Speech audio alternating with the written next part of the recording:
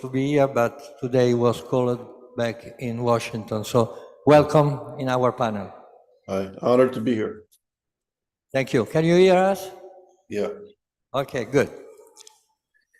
Here we have the Ambassador Fabrizio Lobasso. I will start introducing the panel.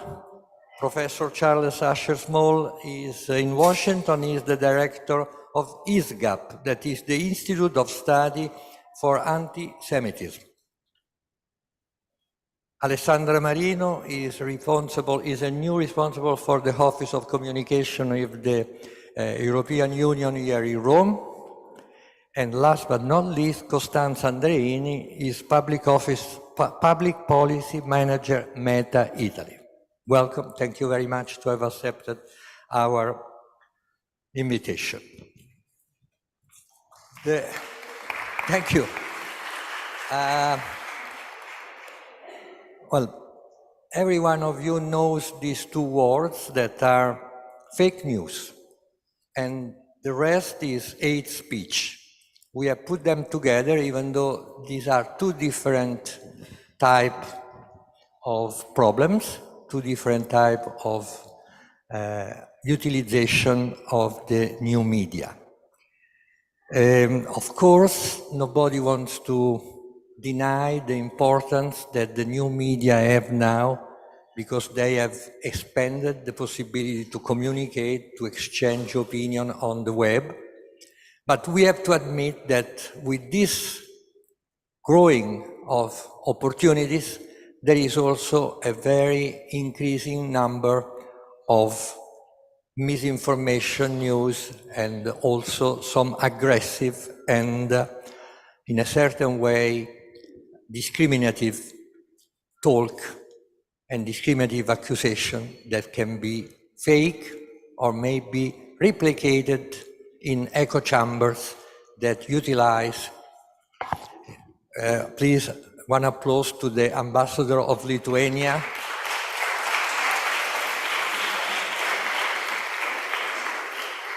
Benvenuto.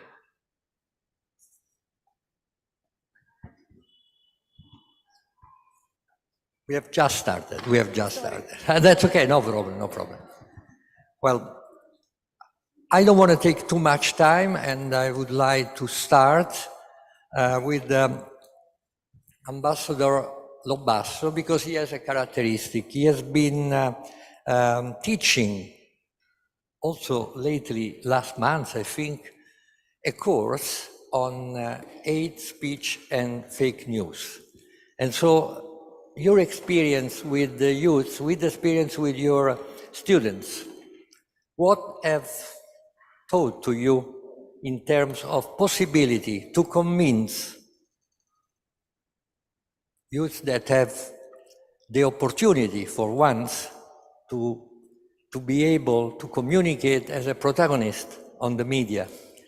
How do you approach this type of desire and this type of new opportunity to convince them to be careful and cautious in spreading information that are not verified?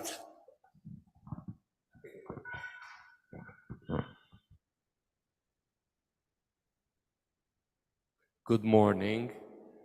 Thank you very much for this invitation, and I'm very happy because the issue is particularly beloved. And probably I will disappoint you a little bit because my approach is an emotional one.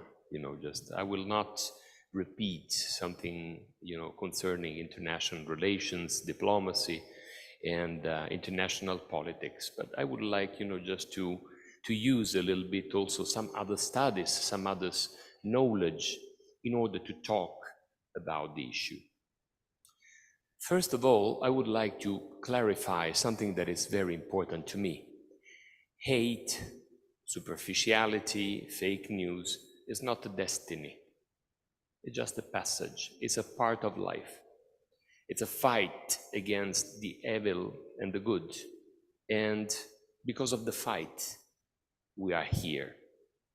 There is no perfection in the world. So the truth is that whenever we have one phenomenon, sooner or later we have to face with the other one. Black and white, and this is the sense of life. So, let's not be idealistic in thinking that we may have the perfect kindness way of communicate, because always we will have to face some problems linked to hate speech and fake news. My approach is an emotional one. I think that too many times we take care of the effects, which are stereotypes, ethnocentrism, which are this kind of self-perspective. Because we're victims of automatism inside of us. It's normal. When we see something that we don't know, when we try to give a codification to something, we go back to our memory, we go back to our storage, we go back to our hard disk, and we try to find out desperately the situation, something that may recall the experience. And if we don't, we have in some way to control it. And so sometimes we ourselves, we can do something fake. Maybe not hatred, but for sure fake. So, it is true, the weakest categories, religious categories, disability, abilities, gender, sexual orientation, are the victims. Probably also, just the most serious ones. But the truth is that everybody of us is responsible and actively or passively may participate to this phenomenon. In my experience, I have to say that I have found at least, I call it 3 slumps in which we fall inside because we cannot get out of a problem, we cannot get out of a situation, and we try in some way to give guilt to somebody else. The first is the projection. We project on people, on the others, our demons. Ibsen used to say, look where the people point their finger. Over there you will find their worst demon. And this is the bad news. 99% of things that we say, defense that sometimes we deliver to people, is a projection of what we are. It's an interior problem. So there's no objective reality. There is a subjective reality, which is ours.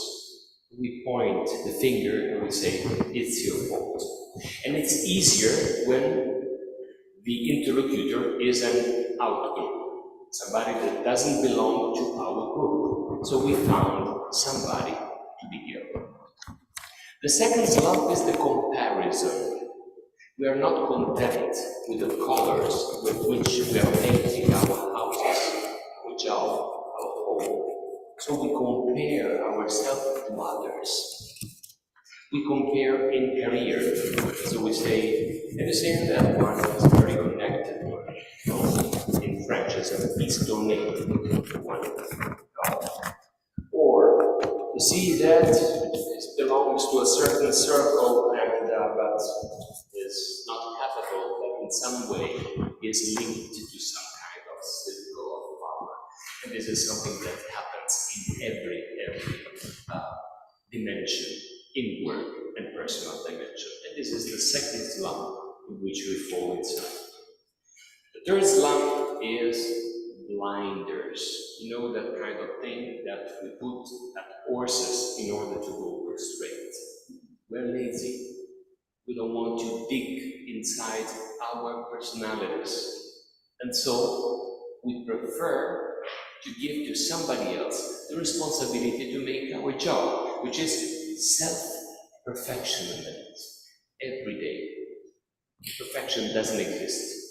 Self-perfectionment is something that do exist.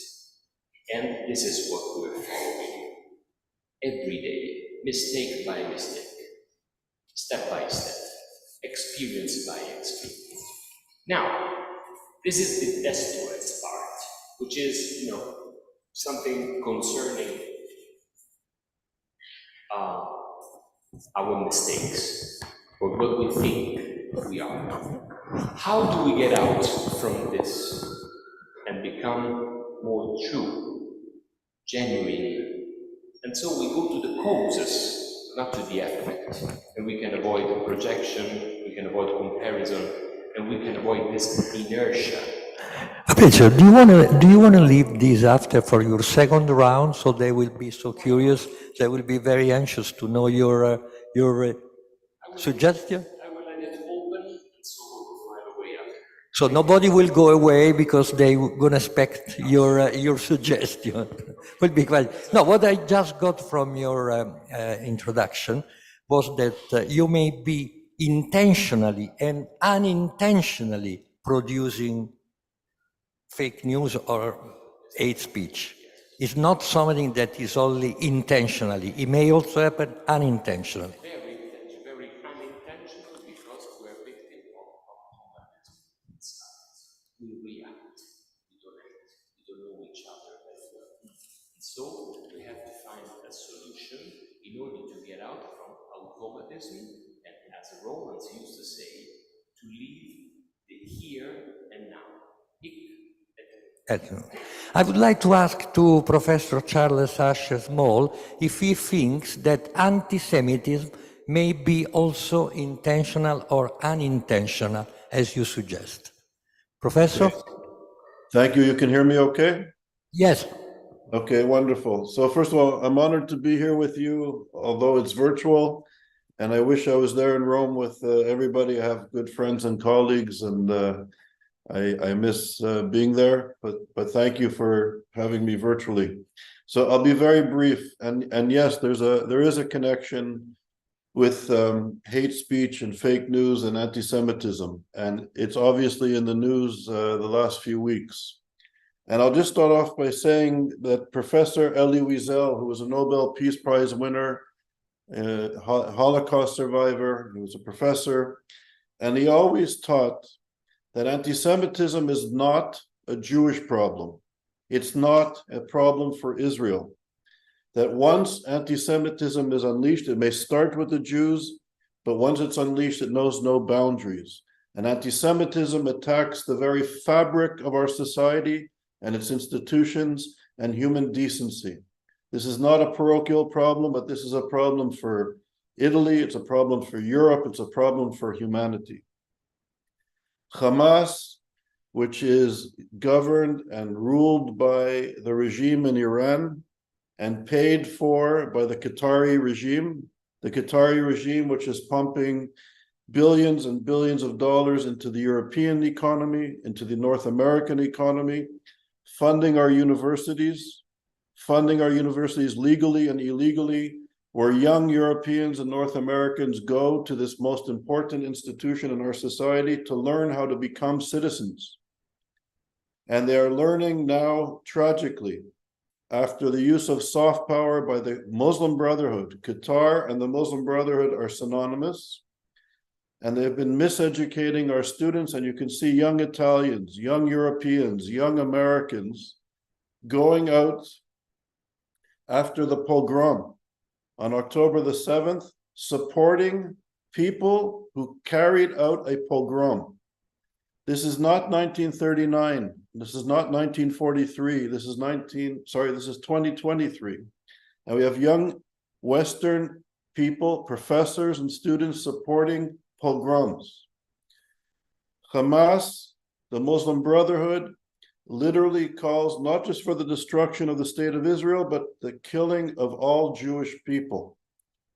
The Muslim Brotherhood has fused old European anti-Semitism from the 19th century and even fascism with a narrow form of political Islam. Not Islam, I'm not speaking about Islam or Muslims, but a reactionary social movement that is using anti-Semitism, which is a point of pressure in Europe. They use it as the fuel for their social movement.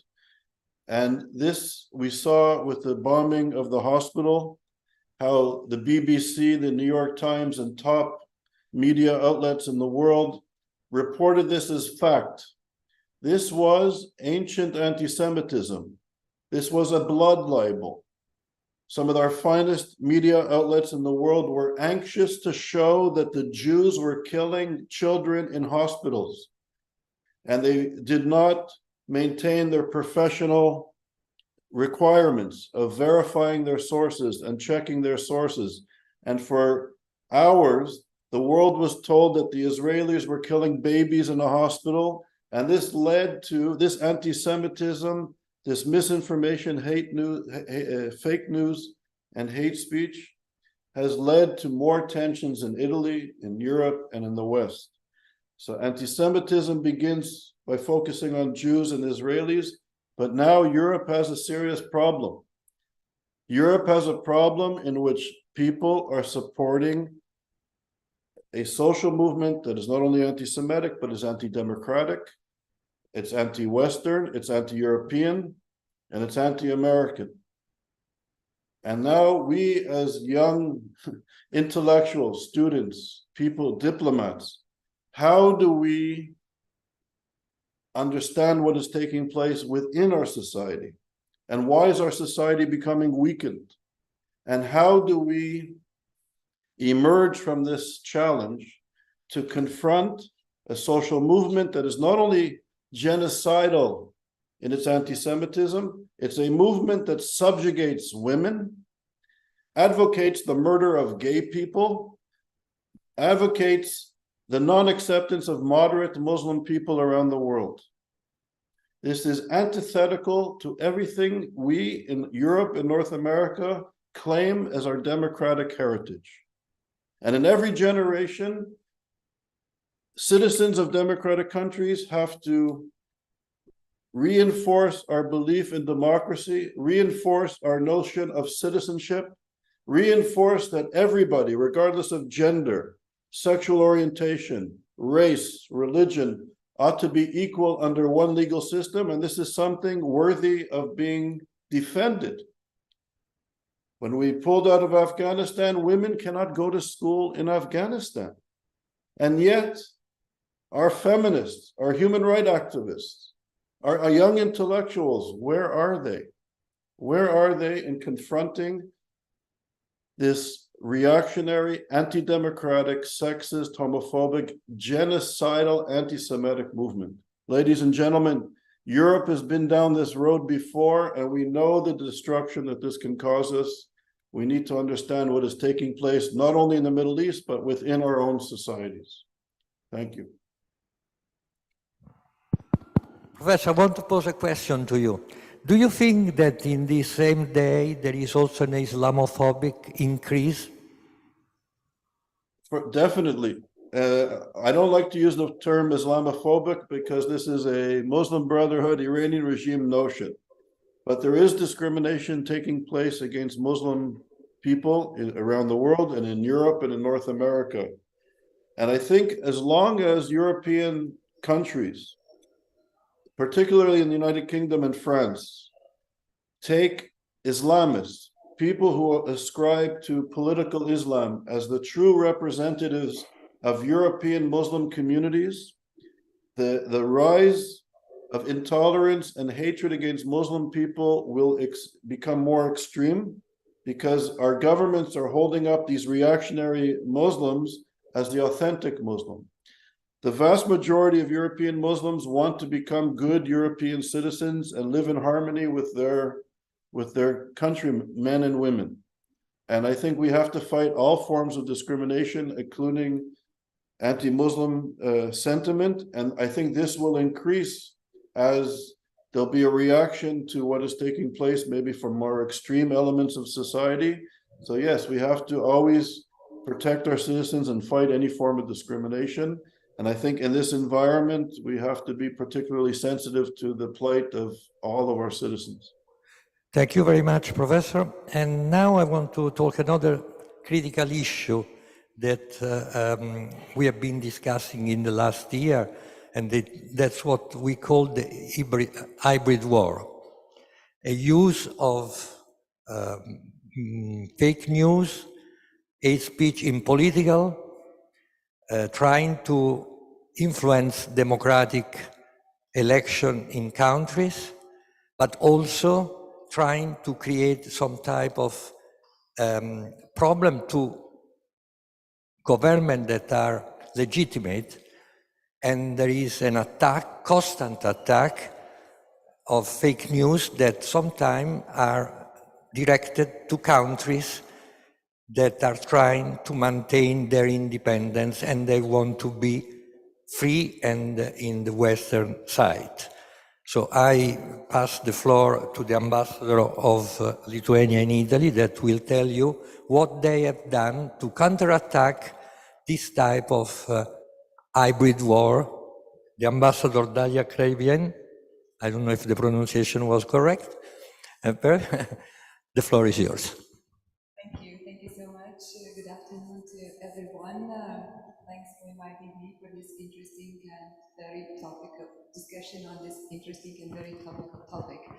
I'm happy to see the large number of young people, which is really important.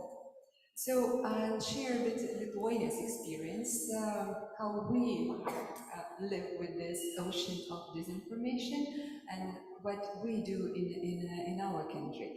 But talking about the fake news, disinformation, or whatever we call it, we should probably stick to the right terminology. And after the years of debate on the European EU level, we have agreed that the challenge we face is not only the challenge of disinformation. It is a huge threat stemming from foreign information manipulation and interference. If you're studying political sciences, you probably know this FIMI abbreviation. And in Lithuania, as I said, we are moving through the oceans of disinformation. And we call ourselves like a sandbox that is constantly challenging by malign actors, authoritarian regimes, with various modes of propaganda. And Lithuania has been exposed to pro-Russian disinformation, and you will not probably be surprised that our disinformation, our propaganda comes namely from our neighbors, Russia and Belarus. So, as I said, since the very, very long time ago, we have been targeted for pro-Russian disinformation. But after Russia's aggression against Ukraine in 2014, after the Crimea case, it was widely recognized as a pressing national security threat. And this really mobilized government and society in efforts to counter disinformation.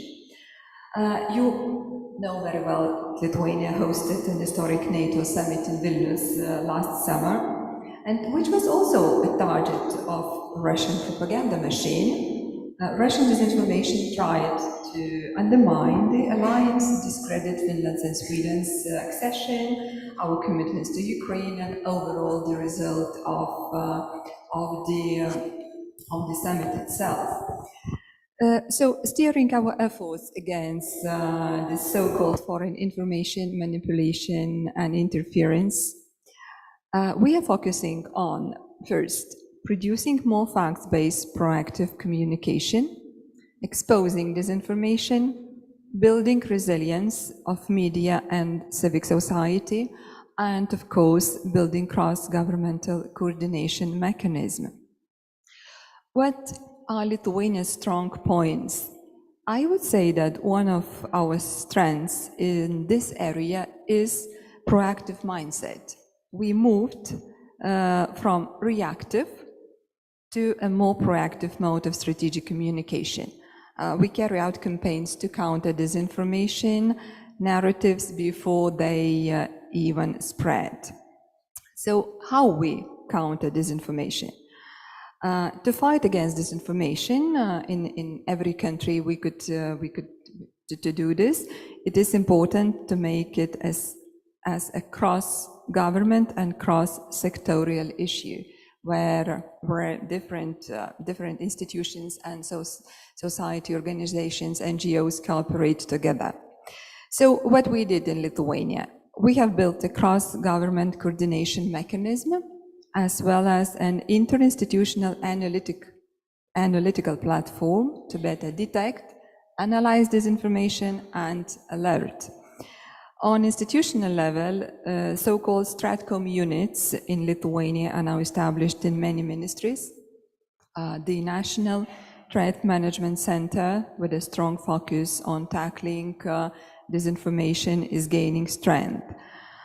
And with almost a decade building of our experience of strategic communication, building this so-called strategic communication structure and countering disinformation threats coming from authoritarian actors, today we are glad to share our experience, and we do really have many things to say and to share concrete cases. Talking about the resilience of society, we do realize that the strengthening the resilience of society is the challenge for generations. And the challenge becomes even bigger with the growth of social media platforms. You are young people, you are students, and you are constantly just screening your social media platforms and gathering many various types of information. And among these information, there are many disinformation, many fake news. So that's important for you to learn, to get skills how to detect these disinformation. And only like this, we will be able to build resilient society. And we should start to how could I say, to develop a critical thinking from the very young age. So please continue study, getting experience, getting and getting knowledge. So just summing up very shortly, and then maybe in the Q&A question would be more interesting to discuss. What is important to counter disinformation, foreign information manipulation, and interference? First, we think that it is important to keep proactive mode of strategic communication. As I said, to move from reactive to more proactive mode of actions. Second, it is important to expose disinformation and to expose it by constantly analyzing practical examples. Third point is to discuss media's resilience to disinformation, to strengthen public awareness about foreign information manipulation and interference. Of course, it is of paramount importance today to engage with the online platforms and call for their increased accountability in countering disinformation. And I'm happy to see that at the European level, European Union level, we are moving to the right direction.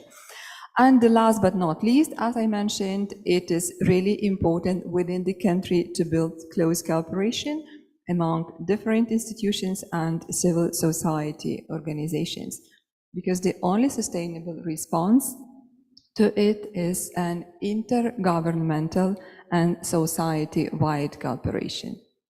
Thank you.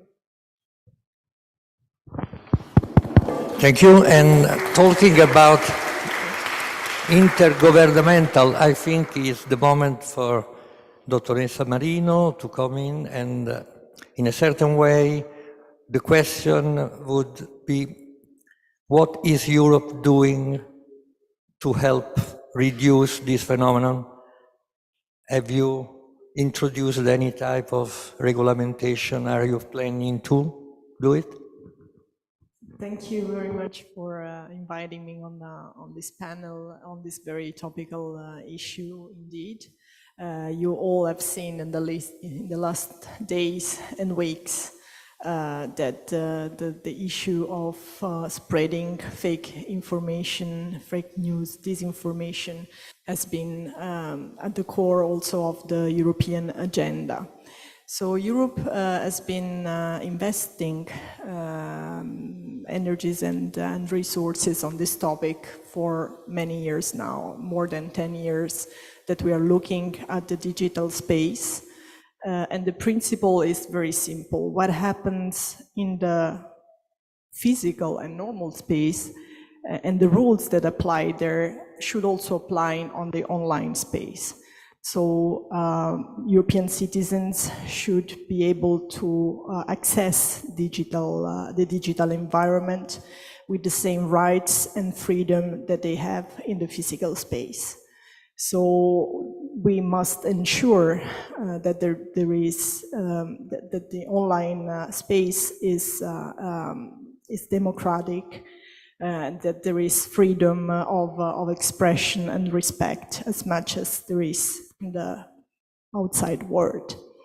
So the action that has been taken by the European Commission and in general also in link with member states has been twofold.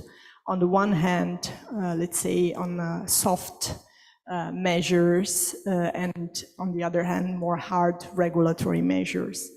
In terms of regulation, recently, last year, the Digital Service Act has been one of the latest initiatives approved, and we have seen it at work just a few days ago when the spread of terror and spread of disinformation online has been under the eyes of us all. So what happened, you certainly know that Commissioner Breton sent a request to large platform to intervene and act in line with the Digital Service Act, which requests platforms operating on the European market to respect certain rules, and these rules are rules of surveillance and good practice, and imposing also to take down what is recognized as fake news and disinformation.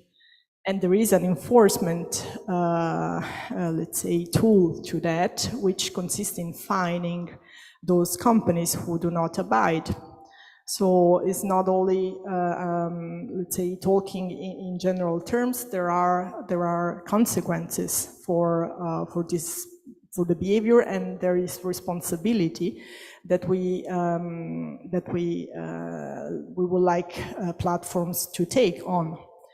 And this is a path that started also with a way of coordination, collaboration, as it always happens, especially in the digital, in the areas of regulation. Before coming to a hard law, there is a step-by-step approach which consists in discussing and coordinating with the industry.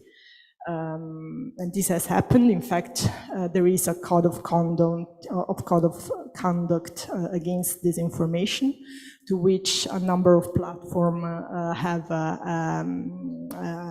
applied, subscribed. Not all of them, though. And based on this code of conduct, also platforms have taken the responsibility of checking what is posted online, of checking fake accounts, of taking down those, and biannual report is due. Recently, one was published this summer in August, September, and showed, especially in Italy, that the fake account and the fake news have been really important in terms of volume, and companies have undertaken I've taken action and have made sure of closing those fake accounts. So things are happening. Hard law is there. There is also a constant dialogue with the industry to together make sure that the digital environment, that the online environment is safer for citizens. And there is also an effort for literacy, for informing the public, for informing citizens, for of the risk, and giving them the tool to recognize the risk that they may incur when they are online. So a plethora of tools that indeed are aimed at making the online space a safe space. Well, if I have to comment, the greatest innovation that the new media have brought is the speed of communication, changes, speed of communication, the ability of producers, software house to introduce always new media and new system of communication. Now, do you think that the speed of the European Commission is coherent, is capable to be after these changing methods that we see that are constantly upgrading the system? Do you think that the European Commission has the same capability in anticipating also some of these new methods of communication? So the speed indeed is a real challenge, and even if we have these tools for preventing or checking or taking out from the online space fake news within 1 hour, this is what the regulation asks for. This 1 hour may be fatal. I mean, the news may become viral in a few minutes. So indeed, speed is a challenge. And speed of the regulator is also a challenge, you're right, but this is why we're working with the industry and we're building a network of experts, like the network of the European, the EDMOS, or the Digital Media Observatory, in order to empower and create actors that can help us understand the phenomena and take action as rapidly as possible. And also the raising awareness among the user is a key tool in order for them to have the elements, the tools to understand the risk better. And here we come with the industry, and we have Alessandra Marino from Meta. I think that the first media that has improved this system of free communication has been Facebook, one of the most used. I don't know if now you're still number one, but anyway, at that time you were the one that introduced this very quick way to comment, to share opinion, and so on. We have heard that the institutions are hoping, are expecting, are requesting to the industry to become proactive and also to be reactive in a quicker way when you discover or when you find out that there is a certain type of activity that may be misleading. So tell us how you work. Sure, thank you so much for the question, for the invite, and good afternoon to everyone. Yes, exactly, as Dottoressa Marino was sharing, big platforms as Meta are asked and are actually fully aware of the responsibility that they have to take. Just to give you a number, because we just recalled the number of fake accounts which have been taken down, in the 3 months from October to December 2022, we've taken down 676 million fake accounts. So we are talking about globally. We are talking about fake accounts which were taken down by the platform.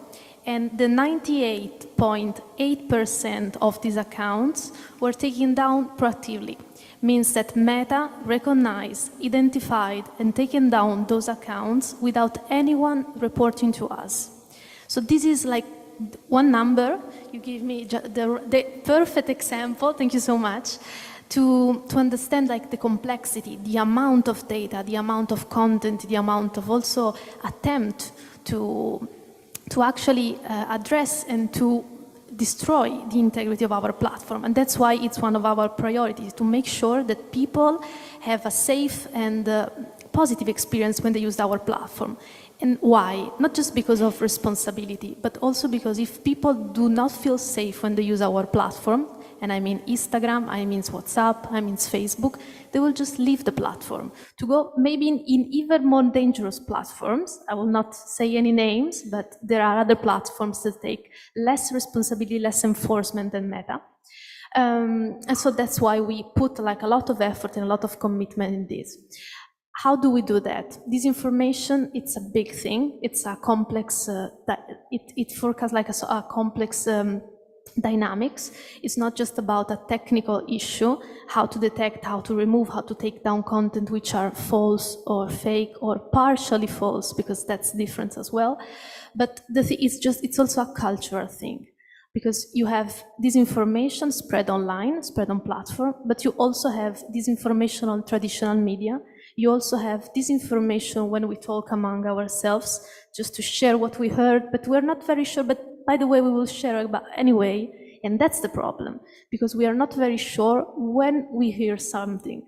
And what happens when we are not sure about the source of that information, but we decide to post it anyway, that information will be amplified by platform. And that's where our work is the most important one. So what we do, how do we address this complex issue? We have some rules, they are called community standard. It's a set of standards of rules that we developed during the years, because Facebook was born 2004, so like a lot of times ago actually. It doesn't look like, but we're still from a lot of time, and the dynamics on online worlds have changed a lot. So these rules, they do evolve with the change in society, with the change with the concerns that we have. And basically, every user that decides to use our platform has to abide to those rules, because these are the rules of the platform. They basically share with users what you can post and what you cannot post. As I was saying, these rules change with changing of society. But when we are talking about this information, it's not that easy to just to draw a line between black and white, what is right, what is true, and what is fake. Because people sometimes share misinformation, which is not disinformation, because disinformation is something, it's a general category to say something which is shared, knowing that you are sharing something fake.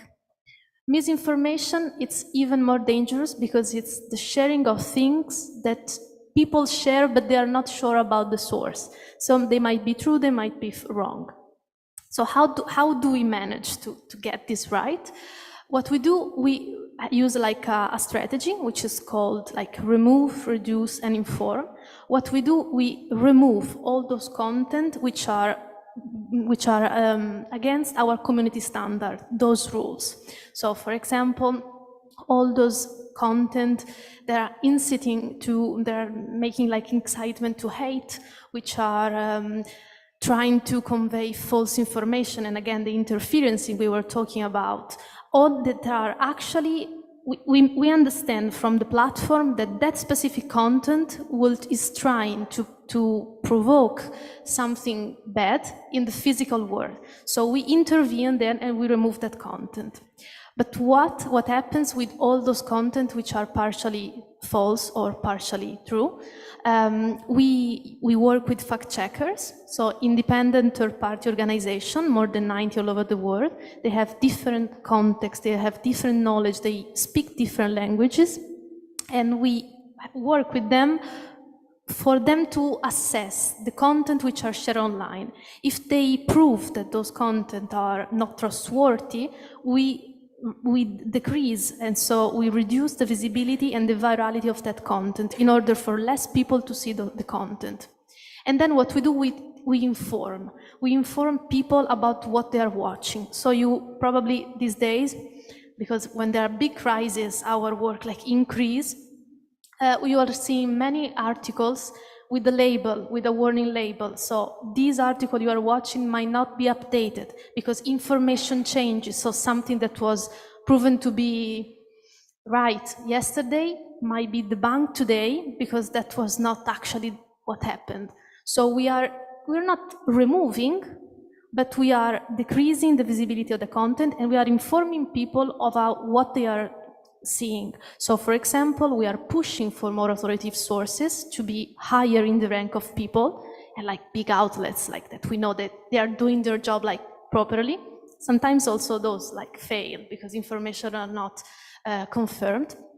And we reduce like the outlets that are proven to post like ambiguous content more often. So that's what we do together with the education campaign. So trying to to help people to have the critical thinking well strong, you know, when they are reading online, when they are posting online. And this is like part of a bigger strategy we are trying to do to improve the integrity and safety of our platforms. Thank you very much. What you're implying is that we have to trust you because you are our guarantee. Now there is a sentence in Italian that says, chi controlla I controllori? That means who checks you? Yes, but we are not like the ones who are, we are part of a bigger strategy to try to have like rules that are the fairest we can. Like we will not get this thing right if we do not collaborate with institutions. If we, well, like the Teresa Marina was talking about the EU Disinformation Code of Conduct, something which was proven to be one of the answers that platform really wanted to collaborate with the institution in order to address these problems, and also part of the society. So I think that people here in this room, we are the controllori in terms of trying to make these things right. It's not platform, it's not just institution, not just like society, but all together. That means you have a good reputation and we have to count on your reputation. So be careful not to lose your reputation, otherwise we don't have any more controller in a way. By the way, I want to give the floor again to Ambassador, because you are the one, Fabrizio, that has to give us a recipe and then we'll go to the question. Well, I'll try. No, I was stunned by the importance of all the interventions of my colleague and professor by remote. And I noted down some words that are recurrent, and so I think it's very important. I heard action, I heard cooperation, I heard collaboration, I heard community. That gives us, the first important message. If it is true that not all hate, not all fake news belongs to politics, but are part, just sometimes of our day life living. So we have to do something in order to face this automatism of ours and do something. Well, I don't have recipes, but for sure there are very enlightened researchers that in some way have indicated already the way in order to cooperate all together. First of all, avoid silence. A passive responsibility is as worst as active responsibility in fake news. When we are in silence, when we say this is not concerning me, it's just like a sort of complicity in this. And so whenever it's possible, in some way, unmask the fake, unmask the hate. Second, let's name the problem. We cannot please everybody in our conversation, in our interlocution with our bosses or with our colleagues. So sometimes if we feel embarrassed, if we feel discomfort in some kind of discussion, in some kind of conversation, let's speak up and name the name. Because too many times we think that automatically speaking, you say something that is not offensive, but on the contrary is exactly the opposite of kindness. Third, highlighting the toxic part of speeches. This is very important because always there will be an adverb, an adjective, a sentence, a particular tone, sarcasm, irony that you may detect in your interlocutor, and so you can gently speaking up, like, why do you say so in this way? What do you mean? What is your hidden underground meaning? Fourth, break communicational cooperation, notwithstanding the loss of harmony. I know that we love being in harmony with our interlocutors, even if, especially when we are friends. But sometimes, just our job is to interrupt the chain. And so even with very, very best friends, when sometimes you hear something that is not kind or fake or a stereotype or something that is very self-centered, speak up, because it's possible to contradict people without being rude. It's possible to have a conversation being on opposite positions kindly. Last but not least, let's reappropriate sometimes a little bit of positive irony. Using sometimes, just the same weapon of sarcasm and irony in a positive way. Me, myself, for example, I'm doing something that I don't know when it will have the light, but I will try to do so. Maybe if you don't believe me, because you see me now quite in shape, I was an obese one, and I had a problem with a big, yes, don't go on the internet, because you will find some pictures of me, it's 110 kilos, okay? So I was rounded. And when I was in Naples, and I was at school, the typical mobbing things of people or friends was, for those who are Neapolitans, chiattone, which is in Napolitan is chiattu, which is worst. It's much worse, because just that accent on the O, with the accent on the O, chiattu, yes. So I was rounded. Now I'm writing a book on rounded leadership, which is not a leadership fat. It's a leadership that has no peaks, no cut, no knives, no tips, but it's rounded. It tries to widespread kindness. This is what we have to do, and everybody, in every moment, we can speak up for, without being rude, without being violent towards other people, and avoiding this kind of useless rage that you may take out, just when you feel something like that. You can face the problem not by belly, by heart, which is easier, because by heart there is the intelligence of heart. In the belly you have the intelligence of the belly, which is a little different, just because the second one is more superficial. You are just writing a book on sweet and soft diplomacy. Absolutely. Okay, we have 25 minutes for questions. Now, speak up. Who is going to break ice?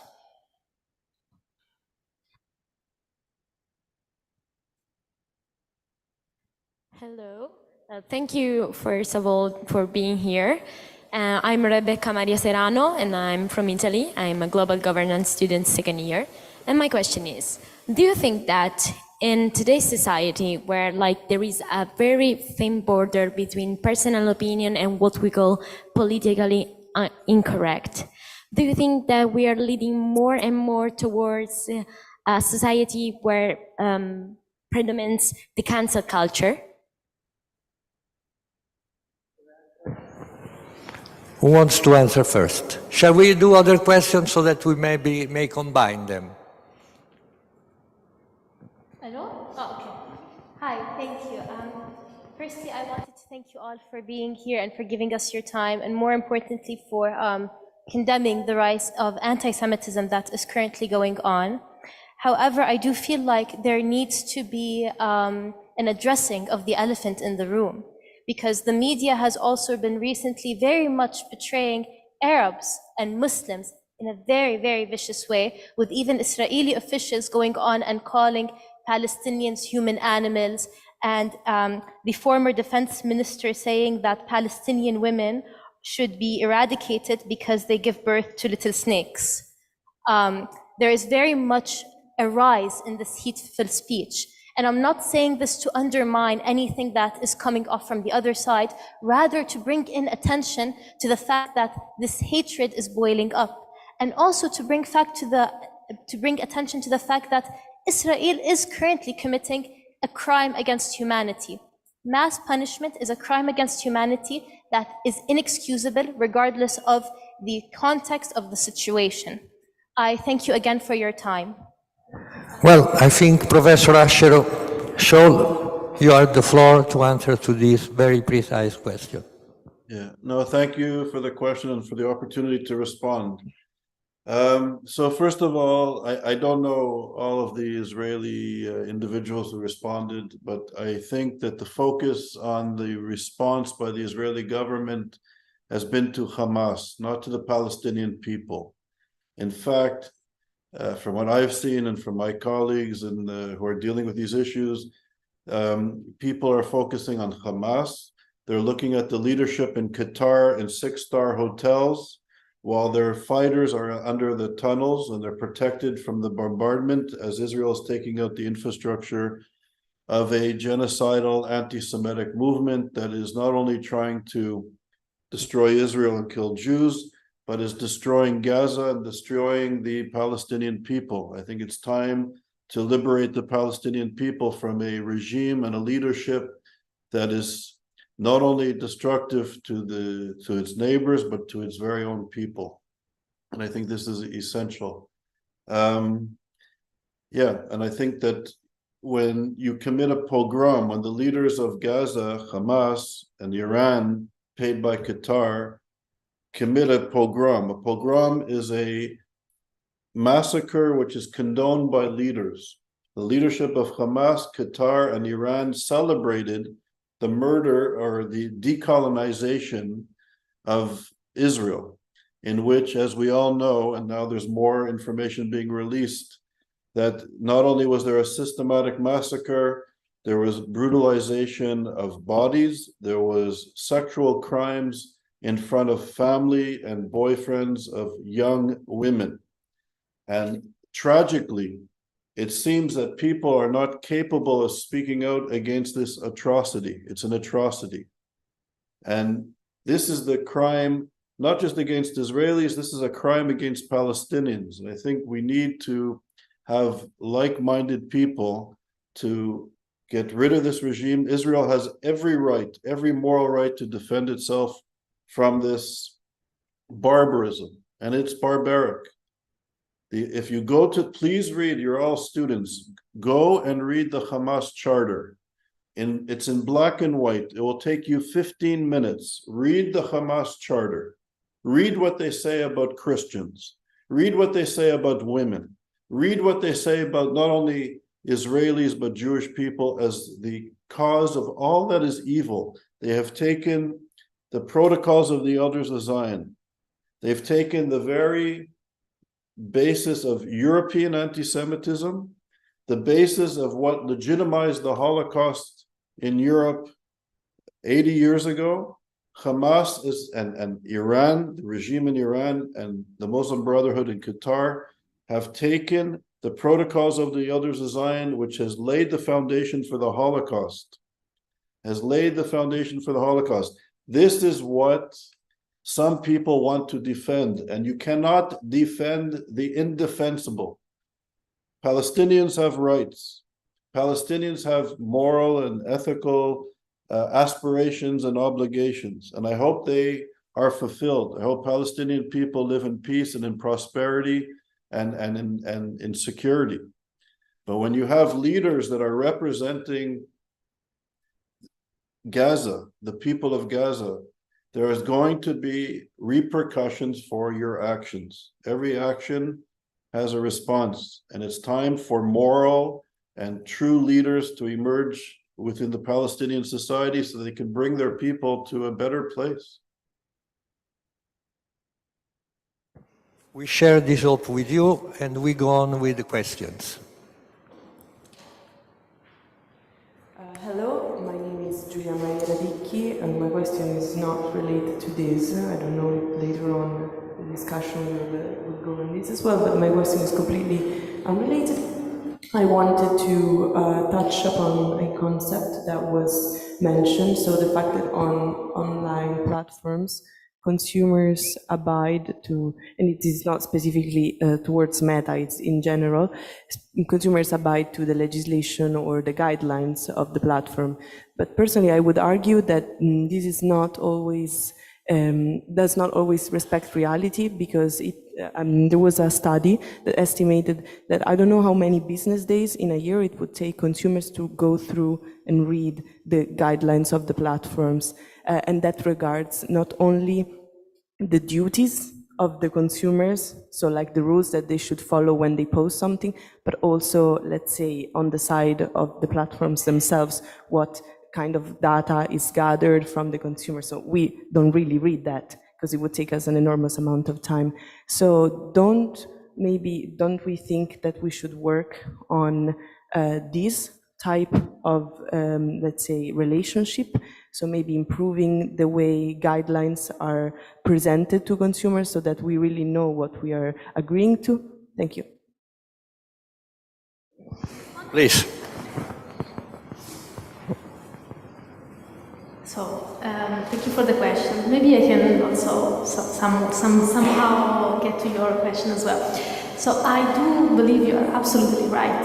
And it's true, like there are studies, and the solution is not perfect, absolutely. But what we've been doing, like by law, by also like proactive commitment to that, has been in the recent years to simplify the condition of terms, the community standard, which is a different one as well, because there's commercial uses and then rules of the platform. So the rules like what is allowed, what's not allowed. The thing is that I believe there is like one part is how platforms should make sure that their users are informed, and this is like a constant improvement, and I totally agree with you that like could be done 100 times better. Also, what works is that sometimes you have to use the language of people. What does it mean? Instead of, for example, what we've done in Meta, instead of typing like the condition and terms like that big and to simplify, which it's not that useful as well to simplify too much, we use influencers to talk to their communities, to very young people or to older people as well, in a way which is more funny or like lighter, to let them understand what are these rules. So I do believe that the strategy to get to your point can be done in many ways, with campaigns, partnering with the associations in order to get this message spread, not just like by ticking and reading the terms and conditions, which is boring. The other part is that I do believe that also users, people should be informed, because it's for their own safety as well, to know what they are subscribing, not just about platform, but any products everywhere. I don't know if I can just answer to that as well. It's a very specific question, it's a complex one as well. What I believe is that, for example, I will make you I don't have an answer for your question. What I can say is that finding the balance between like freedom of expression and safety of people, it's going to be always like a try and effort, like to make it better, to make it right. For example, COVID. When I was talking about the rules of the platform, how they change. 10 years ago, you could talk about vaccine, saying, I don't think it's the good thing for my daughter, because I heard that another mom which got her daughter vaccinated got a very bad flu. Okay. In a context where there is a global pandemic, it's going to affect a lot of people. It's going to cause severe damages to people, because we know how now everybody's experts about infection and stuff. But like 4 years ago, we weren't. So what we've done, what a platform does, we are trying to find like a balance again. So you cannot share fake news about vaccines, about the fact that when you get like a shot, you will have titanium in your body, that all the doctors are faking to get the flu, to get the vaccine, because they are faking. Like, these are conspiracy theories, they are very dangerous. But what can happen? So your personal experience, if you got the vaccine and you had like a bad reaction, you can share it. It's your personal reaction, it's your personal expression. This shouldn't be censored. It's not going to be censored. The thing is, if you are trying to convey a strong message by, again, it's different. If you are saying on a personal basis, or me as a politician, I'm sharing something. So that's the balance, you know? like allowing everybody to have their own experience and their own voice, but trying to make like the platform for the majority of people safe. Costanza, you used one word, but prego. Thank you very much. I just wanted to say that in all the intervention of our friends here, I found a minimum common denominator, which is very important, I think. We have to go back to values in order to address really the problem of hate, of fake news, because we are living not only in an intergovernmental cooperation, it's an intercultural cooperation. So the idea of dignity, the idea of violence in communication, the idea itself of communication, the idea of respect, they may vary from country to country, from ethnic group to ethnic group. That's why, again, with the intergovernmental cooperation, it's important to have an intercultural approach that goes to the real value, what it's worth it, in campaigning, in information, in trying to cooperate all together. Because sometimes we take for granted that our ideal solution is the solution that is good for everybody in the world, but unfortunately, the approach may be very different. Costanza, you used the word that is conspiracy. And before we have heard from Ambassador that they think that it's Russia and Belarus that are attacking you on the internet. How do you get to that conclusion? What is your instrument to know that all the attacks are coming from Russia and Belarus? Is this a conspiracy against you? It's probably the monitoring monitoring the situation, the media, the monitoring messages that are being spread. And we do it on the governmental level, by the governmental agencies, also by various NGOs, like we have one very dynamic and active, which is called Debunk EU. It's analytical NGOs with whom we cooperate very closely, and just monitoring, the media. And if you're taking, let's say, a topic on which there are a bunch of different fake news, then they are getting all these articles, all these messages, all tweets, all messages on media, social media platforms, and then you see what a number of fake news have been released to spread the message, that this narrative of malign actors. And like this, we are trying to detect it. And there are many concrete, probably it's the best way to expose it, it's to show the concrete example. We faced many actions in this respect during our way to energy independence. Whenever we wanted to build a new nuclear power plant in Lithuania, there were so many articles, so many messages telling that the nuclear energy is unsafe, it's very dangerous, Lithuania should not do this. Many new NGOs just started activities from nowhere, and with a huge amount of money, financed by someone who nobody knew whom these finances came from. So meaning that and this campaign, this disinformation campaign was very successful because in the referendum, Lithuanian people voted against nuclear power plant. Then suddenly the project led by Rosatom, nuclear power plant in Belarus, has been started to being implemented, meaning that they managed to close the project in Lithuania, in the European Union, and by this opened the way to make another project that tried the border. And the objective was to keep Lithuania in the Russian, Soviet time Russian energy grid, electricity grid. Just an example. Then we started to develop our LNG terminal, which is called Independence Gas LNG, liquefied natural gas terminal. You cannot imagine what a number of fake news and against LNG terminal messages have been released in Lithuania. Then what else? Some other, maybe just thinking very quickly. We can name practical and concrete issues, and then you see that you know what you want to do. And then suddenly there are some unknown actors that are spreading completely different messages. And like this, you see that this is the disinformation. Interference, as I say. This is the interference. Yeah. Okay, let's go to the question. Raise your hand. Good afternoon, I'm Valerio, I'm from Italy. I wanted to raise a point about a sort of unclear way that platforms seem to use to tackle misinformation online.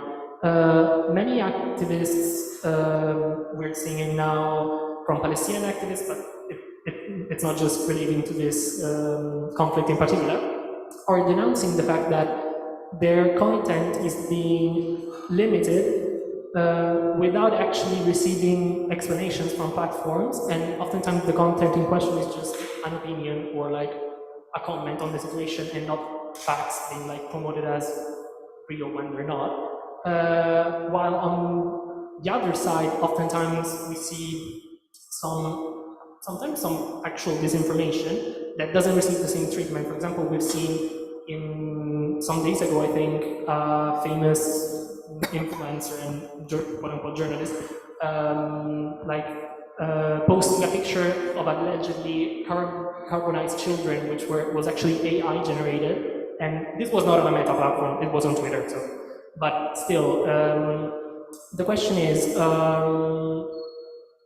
it seems like platforms, when it comes to people promoting opinions that are not very much popular among higher levels of governments in the West, it seems like they're just limiting them without actually focusing on are the facts real or not. They just limit them as enough sort of like preemptive action, while opinions and positions that are most popular don't receive the same treatment. So my question is this the case? Like, is our platform acting on a preemptive way? And in case so, is the EU trying to tackle this and to actually not let platforms be the only judges of what can and cannot be limited independently of what is real and what is fake? Thank you. Dottoressa Marino, talking about Europe, if Europe is doing something. No, but I thought also Europe could answer.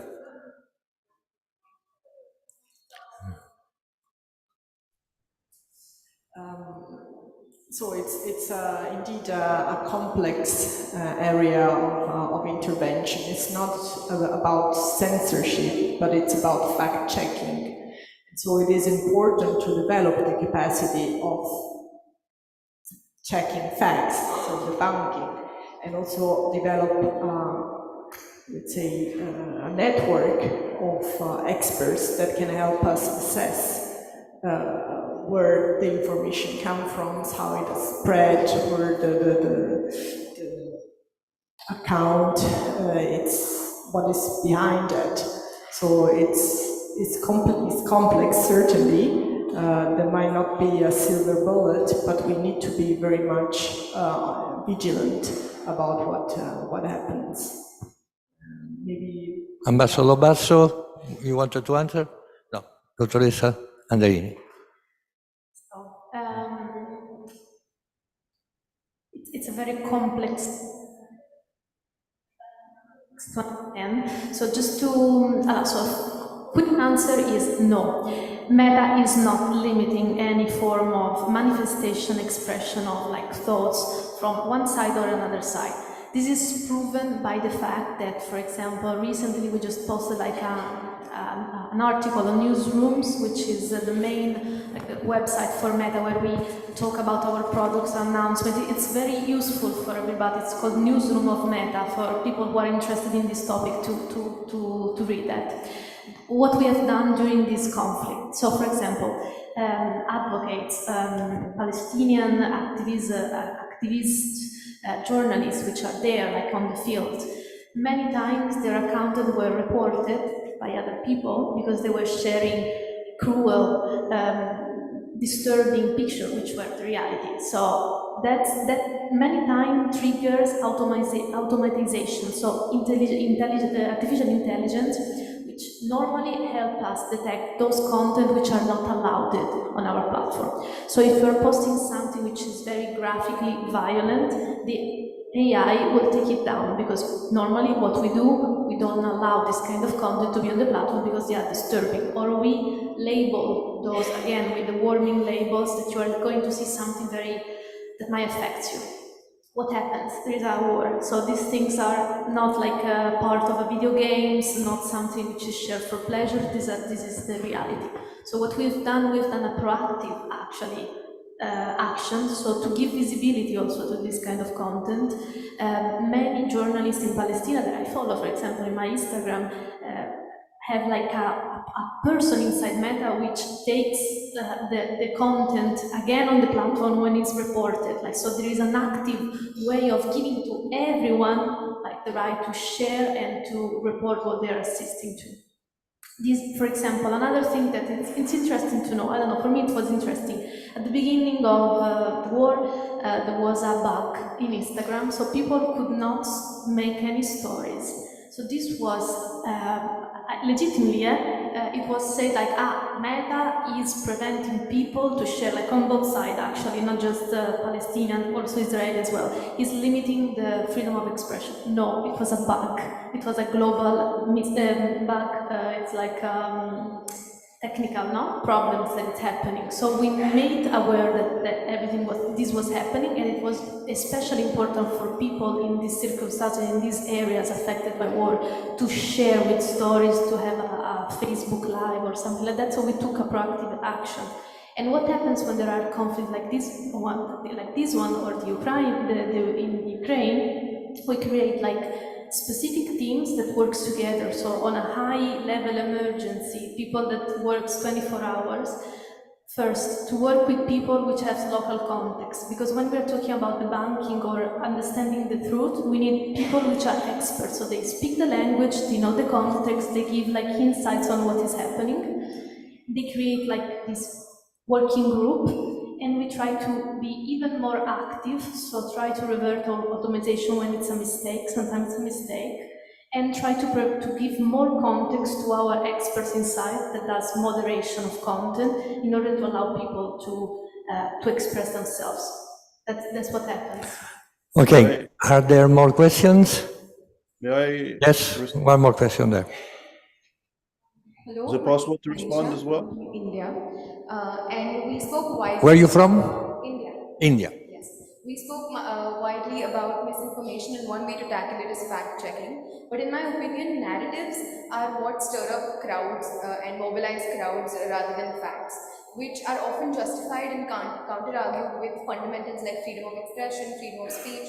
So where do you think we should draw the line, and we should realize that rights and reality is blurring with puppeteering? Another question, the last one, and then we'll close up. Can you stand up, please? Julia and I wanted to ask you, it is not a secret that our information in our social medias can be manipulated by a lot of factors like algorithms, geolocalization, economic factors, and also like the caches that keep our data. So what I wanted to know is it really like safe to make the artificial intelligence or the guidelines that actually protect us in the platforms to decide whether if a content should be banned or hidden, since maybe sometimes even the content is not very revised, because you were talking about the fact that some Palestinian journalists were not actually like canceled from the platform, but actually some of them were. I used to follow a lot of them and they just disappeared. So my question is, should we have like a pretty like strict regulation on when I report a profile, something, hate speech, a tweet? Should we have someone to actually revise it very well before hit it? like hiding it, because sometimes it really feels like a censorship, even if, of course, the social media should be free. That's it. Thank you. Okay, this was the last question. Now, I would like to point out that we have here one institute of research that is represented by Professor Charles Asher Scholl. We have a representative of the government. Your talk was more on the individual as an actor in checking and refusing to spread the news. We have the intergovernmental, the European Commission, and then we have a private industry. At the end of the story, who has more power? I have already my answer in my mind. Between you five, who is the strongest in controlling? Who is becoming the real controller of what we can say, we cannot say, and at the end is the one that can really influence the communication between you five? Professor Schell? This is a great question, and I probably am at the bottom of the list, the least power. And I was thinking as I was listening to the conversation, you can hear me? It's okay? Yes, we can. Okay, wonderful. I think especially for the young people, you have to remember there's information, there's knowledge, and there's wisdom. We live in an information society where we're bombarded by information, but we have little knowledge and less wisdom. And I would like to ask the young people, how many of you have read the Hamas Charter? How many of you understand the ideology that is confronting the situation now in the Middle East? How many have knowledge and are not just reacting to TikTok and Facebook and the information that is circulating? And I would like to tell the young people, when I was your age, I sound like an old man, I learned about South Africa. I grew up in Canada, I'm Canadian Israeli, and I heard about South Africa. I was 19 years old. And I could not believe that in my lifetime, apartheid South Africa existed, that there was a regime based on fascist, Nazi-like racism. And I participated in the anti-apartheid movement because the anti-apartheid movement was a social democratic movement that tried to bring down the apartheid system and create a social democracy. Today in the Middle East, Israel, as imperfect and problematic and contradictory as its society is, as all democratic societies are, is a social democracy. There's a free media, there's universities, there's civil society, there's minority rights. And it's confronting a social movement that calls for genocide, calls for the destruction of democracy. And with all the information that you get in TikTok and Facebook, the knowledge, the context is blurred. And we see people suffering, and we see horrible situations, which is very emotional and very disturbing and horrible. But as students, you have to seek knowledge. You have to seek the truth.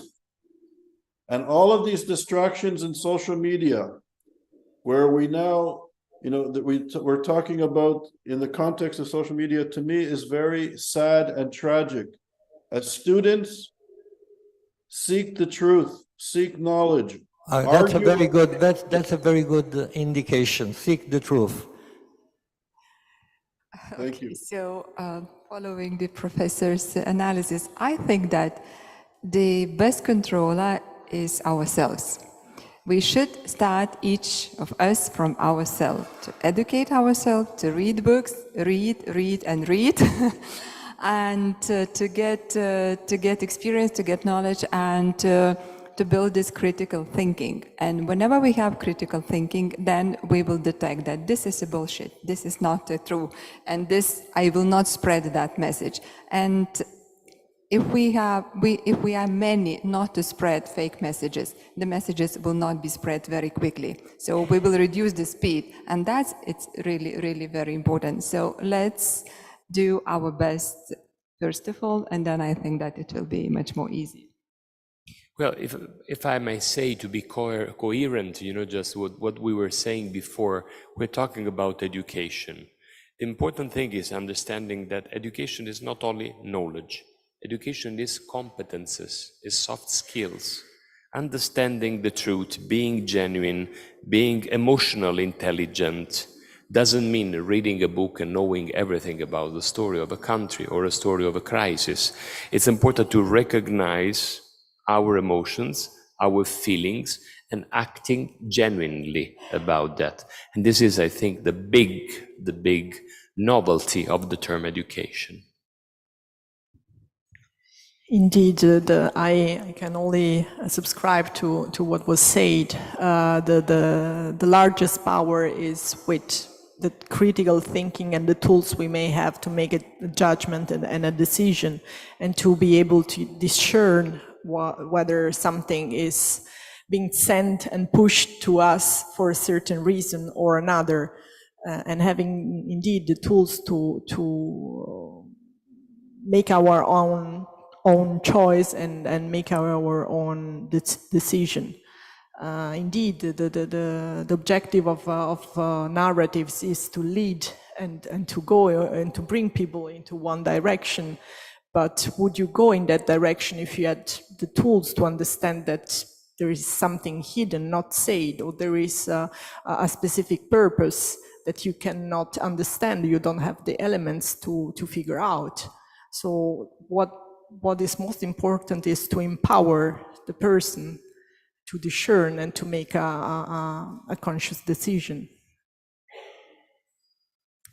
And as I represent a tech company, like the message or something that I would like to share with you, I think that education, like the rules, the competence, it's the North Star that we have to follow, like to have collaboration and to bring all the players to the table when we do decide rules. And also like to in order to drive also innovation, to drive technology, and to answer to your question, for example, which I don't want to just let it live without any answer. For example, AI, it's a big topic. I'm sorry that just came up to the last minute, but it's a challenge, and I think that we need innovation, we need reflection, we need experts to drive that, and we need like technical people, so people that knows what they are talking about when they are talking about AI, when they are talking about machine learning, when they are talking about reducing bias, in order to bring like the best forward. And just last point, because I cannot let it there, when you're talking about content moderation, so removing things, I mentioned AI because it's a big part of how we work on scales of billions of content by billions of people posted every hour. But we do moderation of content with experts as well. So there is human review, and AI. It's a combination of both. And I think it's crucial to have both. So we don't let just go, machine just go, or we don't rely on people which don't have the capability of review thousands of content. So again, like it's to keeping everything together, I think the key. Thank you very much. Thank you, Professor Small from Washington. Thank you, Ambassador. Thank you to you. And we hope to read your book, or maybe to present your book to in the next Diplomacy Festival next year. Thank you to our friend, Dottoressa Marino from the European Commission. And thank you to Mrs. Andreini that came here and put her face, her reputation on the table in the name of Meta. Thank you very much. And now don't go. I asked you to stay because we have our Euro Deputy Aldo Patriciello that is going to give you an overview. You have to have it before the next lesson, the next session, because they're going to talk about AI, and now our deputy will tell you how we get to a law, how we get to act. Grazie, ambasciatore, grazie mille.